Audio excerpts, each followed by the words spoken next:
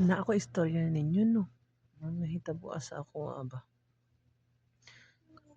Katong araw na to, maadto mi sa palengke ng ako ang ayaan mo palit kong sudan. Tapos sa unahan namin merong L3. Akala namin didiretso siya sa pag-U-turn.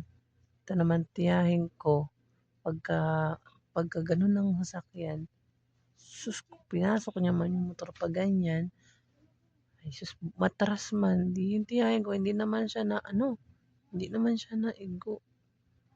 Pero, yung binti ko ang sumabit dun sa ng bumper sa L3. Mautong nabangag. Perting dugo. Tapos dahil sa naigo nga siya ng bakal no. Nabali yung dalawa kong buto sa binti.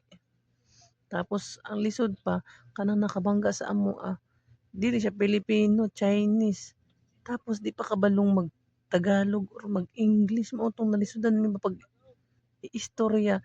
Tapos kahadlok